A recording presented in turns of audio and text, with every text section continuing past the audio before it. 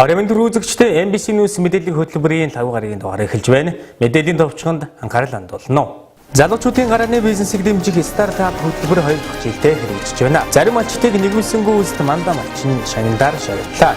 Овс аймагт алим чавга тариаж байна. Часарганы хордон шавжны хорыг нийлүүлж байна. Гадаабад удирдагч дээд сургууль эдийн боловсролыг хямд зардлаар эзэмших гарсан юм а. Эерэг хандлага эрүүл бие спорт өдрөлөг зохион байгуулагдлаа. Эдгээр болон бусад мэдээний дэлгэрэнгүй анхаарал хандуулна. Эхний мэдээ танилцуулъя. Швейцарын хөгжлийн агентлагийн санхүүжилтээр залуучуудын гарааны бизнесийг дэмжих стартап хөтөлбөр манай аймагт 2 дахь жилдээ хэрэгжиж байна. Уг хөтөлбөрт оролцох залуучууд бизнесийн санаа дэвшүүлж түүнийг хамгаалж чадсанаар шилдэг санаа 10 сая төгрөгийн буцалтгүй тусламжаар шагнагдах юм а. Өнгөрсөн жил 2 шилдэг санаа шалгарч тус бүр 10 сая төгрөгийн буцалтгүй тусламж авна бизнесээ эхлүүлээд байна. Шинэ санаа бизнесээ өргөжлүүлэх, суралцах сонирхолтой залуучуудтай Монгол албан ёсны эрхтэйгээр зохион байгуулагддаг стартап Beacon дарга хэмжээ 2 дахь жилдээ манай аймагт хэрэгжиж байна. Энэхүү арга хэмжээ нь залуучуудын хөдөлмөр эрхлэлтийг дэмжих зорилготой бөгөөд Швейцарын хөгжлийн агентлагийн санхүүжилтээр GPA Consulting Group-ийн хэрэгжүүлж буй залуучуудын хөдөлмөр эрхлэлтийг дэмжих төслийн хүрээнд зохион байгуулагддаг. 15-аас 34 настай шинэ санаатай өөрийн бизнес санааг бодит болгох хүсэлтэй, шинэ зүйлсийг суралцах хүсэл эрмэлзэлтэй Увс аймгийн харьяа залуус оролцож ирээдүйдээ бодит хөрөнгө оруулах боломжийг 2 дахь жилдээ хүртэж байгаа юм а. Залуучууд ганцаараа оролцох бүрэн боломжтой бөгөөд заавал багаараа оролцох шаардлагагүй байна. Энэхүү хөтөлбөр нь ямар нэгэн санааг бодит бизнес болгох хүртэлх шат дамжлагуудтай оролцогчдыг биелжлэн танилцуулж туршлагажих боломжийг 54 цагт багтаан олгодог үйл явц юм а. Зохион байгуулагчдын зүгээс инновац төрх орчныг бүрдүүлж оролцогчдыг чиглүүлэн өөрсдийг нь ажилуулдагт үйл ажиллагааны агуулга оршиж байгаа юм. Өнгөрсөн жил манай аймгаас 66 залуу шин санаагаа оролдуулснаас модоор мөрөөдлийн байшингаа ухсрын лего тоглоом болон часарганы тостой эдийн савн шалгарч одоо гарааныхаа бизнесээ амжилттай эхлүүлээд явж байгаа нь энэхүү төслийн үр дүн юм а. За Швейцарын хөгжлийн агентлагийн санхүүжилтээр хийж байгаа залуучуудын хөдөлмөр эрхлэлийг дэмжих төслийн хүрээнд энэ Увс аймагт бид нар энэ аймгийн хөдөлмөр халамж үйлчлэгээний газартай хамтраад залуучуудын гарааны бизнес санааг хөгжүүлэх сургалт арга хэмжээг 3 өдрийн турш зохион байгуулахаар эхэлж байна. Тэгэхээр манай төслийн хувьд бол ер нь үндсэн 3 чиглэл дээр ажиллаж байгаа. Эхний чиглэл нь бол залуучуудын хөдөлмөр эрхлэлийн бодлогыг сайжруулах, хоёр дахь нь бол энэ аймгийн хөдөлмөр халамжийн үйлчлэгээний хөдөлмөрийн хэлтсийн үйл ажиллагааг дэмжих, хүний нөөцийг чадварчуулах болон шинэ хөдөлмөр эрхлэлтийн үйлчлэгээний шинэлэг үйлчлэгийг турших ийм чиглэлээр ажиллаж байгаа. Мөн нэг чиглэл нь бол энэ залуучуудын гарааны бизнесийг дэмжих ийм үйл ажиллагааг хэрэгжүүлж байна. Тэгэхээр энэ арга хэмжээг өнгөрсөн жил бид нар Увс аймагт хэрэгжүүлсэн. Энэ арга хэмжээний хүрээнд бол 2 багийг бид нар санхүүжүүлж тэр 2 баг нь бол одоо амжилттай бизнесээ эрхлээд үйл ажиллагаа явуулж байна. Тэгэхээр энэ арга хэмжээнээс бид нар яг шалгарсан гарааны бизнес эрхлэлтийг бол дараа нь 5-7 хоногийн хурцсар хөтөлбөрт хамруулад тэгээд тэн дээрээ үндэслээд бид нар гарааны бизнесийн санхүүгийн дэмжлэг болгоно. Дэмжлэг болгоод зогсохгүй бид нар цаашд нь тэр багаас зөвлөх менторингийн үйлчлэгэнд хамруулж ингэж цогц ийм үйлчлэгийг хөгжүүлдэг ийм хөтөлбөр байгаамаа. За өнгөрсөн жилийн хугацаанд бол аймагт бол 2 одоо гарааны бизнес эрхлэж 2 багийн дэмжигдэж 20 сая төгрөгийн буцалтгүй санхүү дэмжлэг авч одоо аймагтаа бол одоо бүтээгдэхүүний үйлдвэрлэлээр тодорхой хэмжээний бизнес эхлээд явж байна. Бас хөтөлбөр халамж үйлчлэгээний газар тухайн төслийн багийн хамт олонтой хамтран тухайн одоо хүмүүсүүд дээр одоо дэмжлэлээд ингээд явж байна. За энэ жилийн хувьд болохоор бас тухайн төслийн хүмүүсүүд бол бас хөтөлбөр халамж үйлчлэгээний газрын одоо төсөл хөтөлбөр хариуцсан мэргэжилтэн мэргэжлийн шигэмж авах мэргэжлүүд бас чадварчуулах сургалтыг зохион байгуулсан. Дараагийн арга хэмжээ болгохын залуучуудыг гарааны бизнесийг дэмжих арга хэмжээг энэ одоо манай аймагт 19-с 21-ний хооронд 3 өдрийн хугацаанд яа зохион байгуулахаар одоо үйл ажиллагааны эхэлж байна. Энэ нь дэлхийн 130 орны 800 гаруй хотод тогтмол зохион байгуулагддаг үр дүн нь батлагдсан олон улсын арга хэмжээ юм а. Оролцогчдын дундаас олон талын чадваруудыг нэгтгэн баг бүрдүүлж, тухайн санааг бодитоор хэрэгжүүлж, бизнес болгоход нь хэрэгтэй бүхнийг биечлэн хийлэгдэх байна. Энэ явцад мэргэжлийн менторуудтай уулзаж, өөрийн санааг хөгжүүлэхэд хэрэгтэй зөвлөгөө авах бөгөөд 54 цагийн турш хийсэн ажлынхаа үр дүнг хөрөнгө оруулагчид болон мэргэжлийн зөвлөгч, бусад оролцогчдын өмнө бизнес найраа хийж тайлгнаснаар ялгарсан санаа 10 сая төгрөгийн буцалтгүй дэмжлэг хүртэнэ. Дэлхийн томоохон компаниуд гарааны бизнесээс үйл ажиллагаагаа эхлүүлж байсан түүхтэй юм а.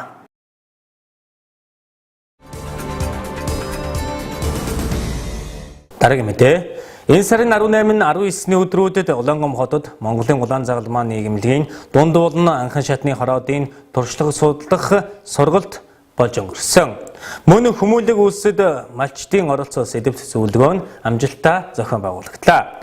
Тус зөвлөгөөний үеэр зарим малчдад Монголын улаан загалмаа нийгэмлэгийн эргүүн дээд шагнал нэгүүлсэнгүй үйлсэд мандаа малчин шагналыг гардуулан өгч баяр хүргэлээ.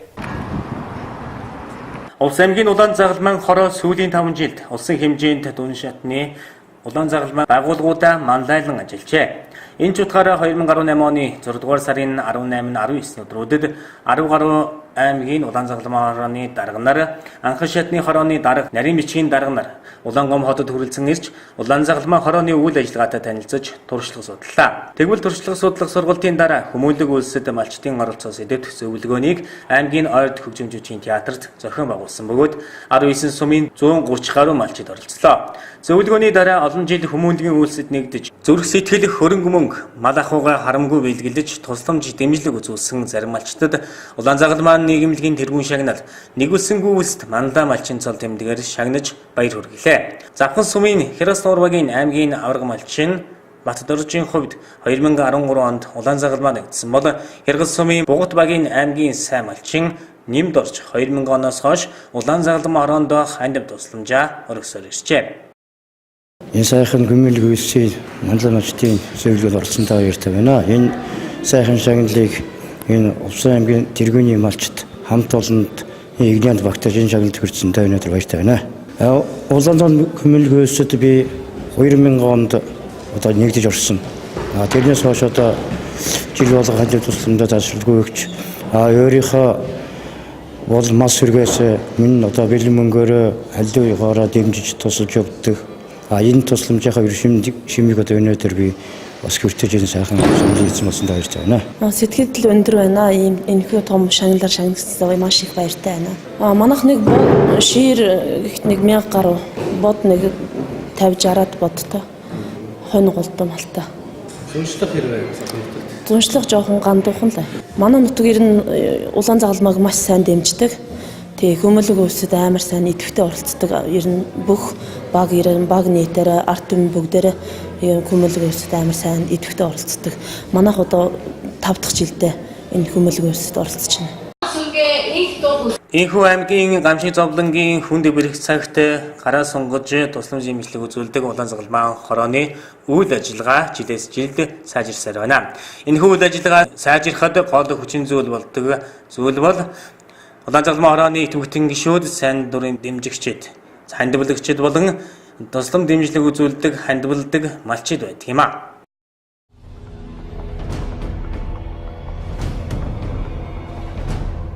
Хөлбөмбөгийн дэлхийн аврах шалгаруулах тэмцээний хэсгийн 2 дугаар шатны тоглолт Орос Египтийн шигшээ багуудын тоглолтоор өнгөрсөн шөнө эхэллээ.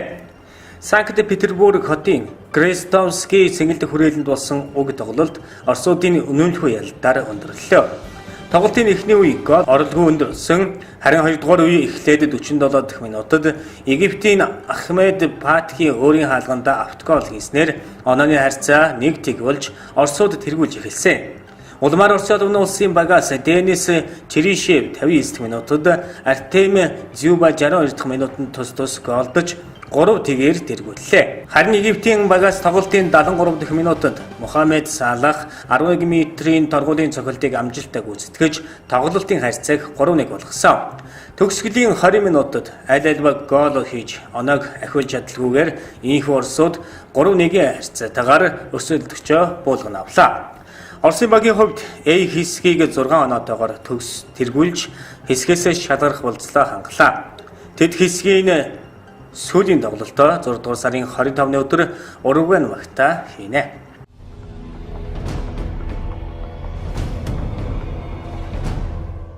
Баянзүрх дүүргийн 79-р сургуулийн хөлбөмбөгийн талбайн хаалга унаж 11 настай хүү амиа алдсан харамсалтай хэрэг энэ сарын 18-ны өдөр гарсан. Засгийн газрын хуралдаанаар уг асуудлын талаар хэлэлцэж 79-р сургуулийн захирал Болор Эрдэнэд хуулийн арга хэмжээ авахар болсон байна.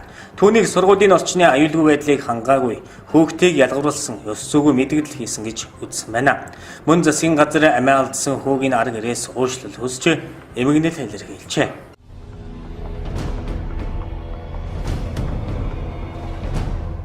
Тарганы тоотолгойн тархац нутагт хоргодож, устж болзошгүй байдлыг харгалзан улсын хэмжээнд ахуйн болон үйлдвэрлэлийн зорилтоор агнахыг хоригдсан байдаг. Иргэд хууль зөрчин тарга агнаж, улмаар хотод оруулж ирж зарах явдал ихсжээ. Тухайлбал энэ сарын 19-ний өдөр Сонгон архинд дүүрэгдэх цагдаагийн 2 дугаар хэлтсийн албаагчид хууль бусаар их хэмжээний тарганы арьс хадгалж байсныг илэрхийлжээ. Тус хэлтсийн жижүүрийн шуурхай бүрэлдэхүүн хэргийн газарт ажиллаж 1410 тарганы арьс хадгалж байсныг илэрүүлэн нотлог баримтаар хураан авсан байна. Уг хэрэгт Хөвсгөл аймгийн харьяат БО нарыг холбогдуулан шалгаж байгаа юм байна. Ийхүү хууль бусаар тарга агнах, худалдан борлуулах нь эрүүл мэнд төдийгүй эдийн засагт сөргөөр нөлөөж буй тул иргэдийг хууль зөрчихгүй, хууль зөрчсөн үйлдэлийг өөгшүүлэн худалдан авахгүй байхыг мэргэжлийн байгууллагуудаас анхааруулж байна.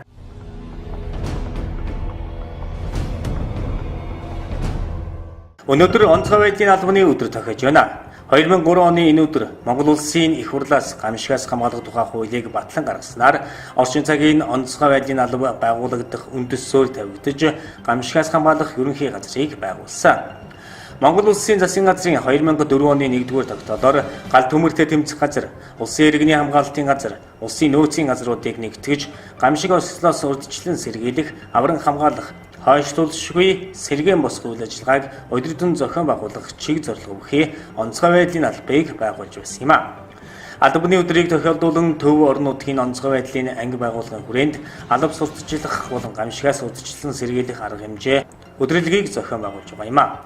Сүүлийн 10 жилийн хугацаанд онцгой байдлын албаагчид нийт 10,174 аж ахуй нэгж байгууллага иргэдийн 195.8 тэрбум төгрөгийн эд хөрөнгийг авран хамгаалаад байна гэж онцгой байдлын ерөнхий газраас мэдээллээ.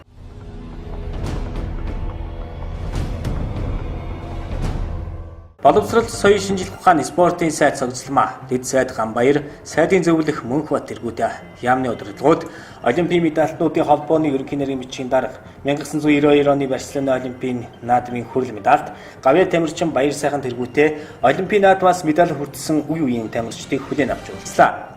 Тодорхойлбол уулзалтад 1968 оны Олимпийн наадмын анхны хүрэл медальт ардын багш Гавьяа тамирчин Дамдын Шарав, 1968 оны Олимпийн наадмын анхны хүрэл медальт ардын багш Гавьяа тамирчин Сэретер, 1976 оны Олимпийн наадмын мөнгөн медальт хөтөлбөрийн баатар Гавьяа тамирчин Ойдов, 1988 оны Олимпийн наадмын хүрэл медальт Гавьяа тамирчин Инхбат, 1996 оны Олимпийн наадмын хүрэл медальт Гавьяа тамирчин Нар мандах нарын Ахмад тамирчид ирсэн юм а. Мөн 2008 оны Олимпийн наадмын алтан медальт хөтөлбөрийн баатар Гавьяа тамирчин Бадар Уган, 2008 оны Олимпийн наадмын мөнгөн медальт хөтөлбөрийн баатар Гавьяа тамирчин Сэрдамб, 2016 оны Олимпийн наадмын хүрэл медальт Гавьяа тамирчин Отгон Далан нарын залуу тамирчид оролцлоо. Монгол улсын түүхэнд 1968 онд Олимпийн наадмаас анхны медаль хүртснээс хойш энэ онд 50 жилийн ой тохиож байгаа юм а. Тиймээс Олимпийн медальтнуудын холбооноос 50 жилийн ой арга хэмжээний хүрээнд хэд хэдэн ажил зохион байгуулахаар төлөвлөснөө салбарын сайдад танилцууллаа. Тухайлбал Олимпийн наадмыг ирээдүйн хойч үедэд сурталчлан таниулах ажлын хүрээнд Олимпийн наадмаас медаль хүртсэн тамирчдын хөрөгөөр зоосон мөнгө хийх, суврал маркийг худалдаанд гаргах, алдартай Олимпийн дэлхийн аваргын медальтнууд болон дасгалжуулагч багш нарын тухай ном хэвлэх, Олимпийн аваргуудын хувцас сэлтийг үндэсний түүхийн музейд тавьж гадна дотны жуулчдад сурталчлах зэрэг ажлыг хийх гэж байгаа талаар танилцууллаа. Салбарын яамны зүгээс мөн энэхүү ажлыг дэмжиж байгаагаа илэрхийллээ. Дараагийн мэдээ, манай аймагт алин болон чавганы суулгацыг тарьж ургуулж байна. Мэргэжтэнгүүдийн судалгаагаар алим чавга манай хөрсөнд ургах боломжтой юм байна. Аймгийн хүнсгүдэж хүн газраас жимсгний нэр төрлийг өсгөх зорилгоор энэ хаврын тариалтаар 650 ширхэг алим, 600 ширхэг чавганы суулгацыг оруулж иржээ. Одоогоор 18 иргэн аж ахуйн нэгжтэй гэрээхийн хуваарьсан байна. Жимсхний хувьд бол юу алимны 650, чагууны 600 ширхэг суулгацыг тариалан эрхлэлтийг дэмжих сангаас захиалга явуулж энд авчирч 18 хүн иргэн аж ахуй нэгжид гэрээ хийж олгосон байгаа. Тэгээд тэр хугацаанд бол заавар зөвлөгийг юу суулгах зах хугацаанд нь гэлж өгч дээрээс нь эрсэнд гарал үүслийн бичгээд нарыг Facebook хаягээд нар нь шилжүүлэх арга хэмжээг явуулсан. Ер нь бол ургах магадлал өндөртөө яагаад гэвэл энэ ургамал газар тариалан эрдэм шинжилгээний өвсөн салбар гэдэг энэ ухааны нэгдүгээр уудалд байгаа. Тэн дээр бол манай аймгийн хэмжээнд бол туршилтын хугацаанд бол тарж ургуулж байсан. Тиймэрхүү байгаа болохоор ургах боломжтой бол маш сайтай байгаа. Чацарганы хортон шавж гарч эхэлсэнтэй холбоотойгоор Оросын олон улсаас сайн чанарын шавжны хорийг оруулж ирсэн байна.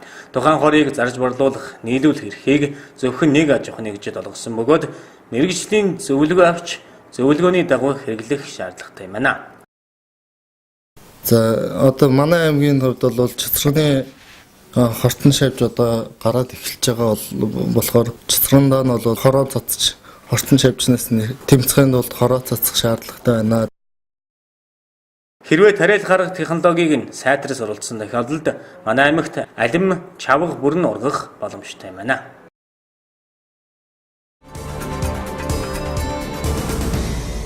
Дараагийн мэдээ. Дэлхийн боловсролыг Монголд ураатай глобал удирдагч дээд сургуульд өрж байна. Тус сургууль нь нэгдэр нэмхэн 3 хөтөлбөрийг хэрэгжүүлж байгаа бөгөөд нэг жил нь глобал удирдагч дээд сургуульд англи хэлний бэлтгэл курсээс оролцоод дараагийн жилээс эхлэн Америк нэгдсэн улс болон Солонгос, Тайвань их дээд сургуулиудад 100% тэтгэлэгтэй суралцах боломжтой юм байна.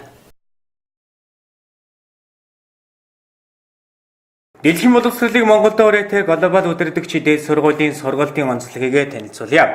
Тус сургууль нь 100% англи хэлэнд тулгуурлан Америк нэгдсэн улс, Их Британи зэрэг орны сурах бичиг ашиглан сургалт явуулж байна. Англи хэлний огт мэдлэггүй ирсэн оюутанд нэгдүгээр дамжаанд хэлний суур мэдлэгийг бүрэн эзэмшүүлдэг байна. Бүх хичээлээ Харвардын их сургуулийн кейс сургалтын арга зүйн дагуу явуулдаг байна. Харвардын их сургуулийн багш нарыг онлайн хэлбэрээр зочин багшаар урьж багшлуулж байгаа нь дэлхийн боловсролыг Монголд эзэмших боломжтой. Тус сургууль гадаадын их дээд сургуулийн тэтгэлэгт хөтөлбөрт 4500 гаруй хүүхэд залуусыг хамруулжээ. Тус сургууль нь одоогоор ангаах ухааны сургууль, сувилхуун сургууль, хүмүүнлэгийн сургууль, инженерийн сургууль гэсэн 4 салбар сургуультай эсэлд авч байна. Глобал удирдагч дээд сургууль дараах хөтөлбөрүүдийг хэрэгжүүлж байна. Нэгдэр нэмхэн 3 хөтөлбөр. Уг хөтөлбөрт хамрагдсанаар эхний 1 жил Монголд сураад дараагийн 3 жил Тайвань, Солонгос, Америкийн шилдэг их сургуулиудад шилжин суралцсан. Олон улсад хүлээн зөвшөөрөгдөх дипломтой төгсөх боломжтой. Оюутан солилцооны хөтөлбөр тус сургуулийн оюутнууд Америк нэгдсэн улсын 30 гаруй, өмнөд Солонгос болон Тайваны 60 гаруй их дээд сургуульд нэг системээс 1 жилийн хугацаатай төлбөргөө суралцах хэрэгтэй. Жилбэрийн оюутан солилцоо хөтөлбөрөөр 150-аас 200 гаруй оюутан Тайванд суралцдаг байна. Тэтгэлэгт хөтөлбөр глобал удирдагч дээд сургуулийн харьяа Тайваны боловсролын төвөөс жилбэр 300 гаруй тэтгэлэг зарладаг. Хэлний болон сургалтын амжилт гаргасан оюутан бүр төгсөөд магистр, докторийн зэрэгээр үргэлжлүүлэн суралцах боломжтой. Өнгөрсөн хугацаанд тус сургуулиас 4500 гаруй шилдэг залуучууд Америк нэгдсэн улс, өмнөд Солонгос, Тайваны их дээд сургуулиудад 100% тэтгэлэгтэй суралцсан байна. Мөн ичнэ ангида бизнес боловсролын менежментийн чиглэлээр Монголд нэг жил суралцаад 2 дахь жилдээ Тайваны их дээд сургуулийг сонгоно. Жилийн турш тэтгэлэгт хөтөлбөрт хамрагдаж Монголд ирж төгснө.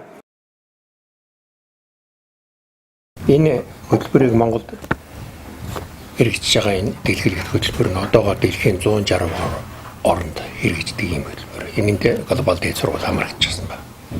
Одоогийн байдлаар 4500 гаруй оюутан энэ хөтөлбөрт хамрагдаад Америк, Тайвань, Өмнөд Солонгос суралцж байгаа. Тэгэхээр энэ хөтөлбөрийн гол үзэл санааг тухай тайлбарлахад ерөөсөө нэгдээ нэмэх нь 3 гэсэн ийм хөтөлбөр юм байна. Энэ ямар очтой бэхээр 1 жил глобал дээд сургуульд сураад одоо олон дээр хэлнийхээ бэлтгэлийг сайжруулаад TOEFL-ийн шалгалт өгөөд IELTS гэж өгөөд Тэгээ тэр нь босгооноогоо давж чадсан хүүхдийн тэтгэлэгт хөтөлбөрт хамрагдах боломжтой болж. Тэгээд үлдсэн 3 жилээ сая миний хэлдэг Америк, Тайван, Солонгосын айл нэг сургуулийг өөрөөс сонгож аваад тэгээ явчих боломжтой. 7 сарын 5-6-ны үед хүмүүс нөгөө яг нөгөө амлага юу сургууль авахгүйгээр сургуулиас 2 багш ирээ. Тэдэрт уулзаад ингээд энэ сонголтуудыг хийгээд суралцж байна. Жилийн төлбөрийн улсууд сонирхдаг. Нэг дээр нэмэх нь 3 гэж яах юм бэ? Нэг жилийн глобал дэд сургууль суралцж миний сая хэлдгээр хэлнийхээ сайжруулалт орлогод орох энэ хөтөлбөрт хамрагдах эрхээ олж авахын сургуулийн төлбөр нь 2 сая 100-аас 2 сая 500-ийн хооронд хэлбэлцсэн. Хамгийн үнэтэй нь ангаахын анги байгаа болов гэж бодож байна. Тэгээд тэр төлбөрийг төлөөд нэг жилиндээ суралцаад тэгээд дараагийн 3 жил нь бол тэр сургуулиуд руу яваад зааж. За тэр тэтгэлэгдэх хөтөлбөр гэхээр тэр сургууль дээр очиад яадаг юм гэж асуулт гарч байна. Сургуулийн төлбөрийн бол 100% тэр сургууль өгч сургуулийн төлбөр төлөхгүй. За орон байр, орон сууц юу байрны хоолныхаа зардлыг оюутан өөрөө төлнө. Сургуулийн төлбөр нь 6-аас 10,000 долларын авцал юм байлаа. Сургуулиудтай өөр. Энэ хамгийн хямдхан тайваны сургуулиуд нь 6,000 доллар орж. Тэрийг нь бол сургууль төлчих гэсэн. Ядуу орнууд зориулсан хөтөлбөр юм болохоор. А байр хоолны зардал нь жилийн төлбөр нь 3,000 4,000 орчим доллар юм байна. Тэрийг оюутан бас өөрөө олох боломжтой. Яагаад гэхээр энэ хөтөлбөрт хамрагч байгаа оюутнууд 7 хоногт 20 цаг ажиллах эрхтэй болж байна. Тэгээд 7 хоногийнхоо 20 цагийн олсон мөнгөөрөө дээр сургууль байрныхаа хоолыг төлчих юм боломжтой. Тэгэхээр зэрэг энэ хүүхдүүдийг явуулж байгаа эцэг эхт нь бол тийм санхүүгийн дарамт учрах. За тэгээд тэр Америк, Солонгос, Тайваны бизнесний асуудлыг сургууль өөрсдөө зохицуулж байгаа. Дэлхийн боловсролыг хамгийн бага зардлаар суралцах цорын ганц алхам бол глобал удирдагч дээд сургууль юм а. Мөн оюутан сурагчдаас гадна их дээд сургууль төгсөгчид жилийн хугацаанд тэтгэлэгт хөтөлбөрт хамрагдах боломжтой юм байна. Орон нутгийнхаа энэ засаг даргын 5 газрын хүрээнд гэрээ хийгээд залуу багш нар одоо дөнгөж сургууль төгсөөд энэ 10 жилийн сургуулиуд багшиж байгаа залуу багш нар энэ орон нутгатайгаа гэрээ хийгээд тэр глобал дэд сургуультай гэрээ хийгээд цаад очих сургуультай гутын 3 усан гэрээ хийгээд жилийн хугацаатай бас сургуульд хамрагдаж болно. Бас сургуулийн хөтөлбөрийн юуны хэмжээний төлбөрийг бол бас нойлоод ингэ явчих боломжтой байгаа. Дэлхийн боловсролыг Монголд глобал удирдагч дээд сургуульд элсэн суралцахыг урьж байна.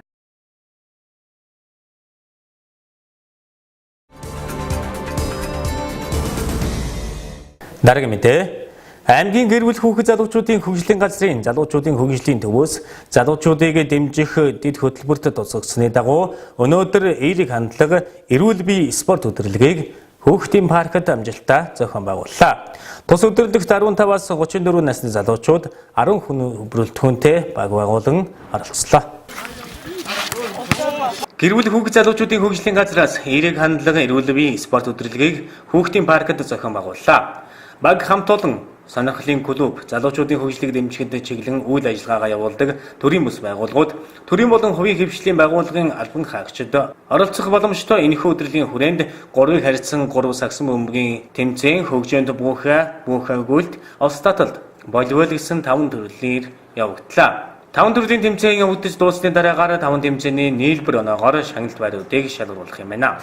Баг бүр эрэгтэй 5, эмэгтэй 5 нийт 10 гишүүнтэй оролцож байна. Өдрөлгийг зохион байгуулахад багийн дарга нарын идэвх оролцоо сайн байсныг онцолж байлаа. Нийтдээ 9 багийн баг тамирчид өрсөлдлөө.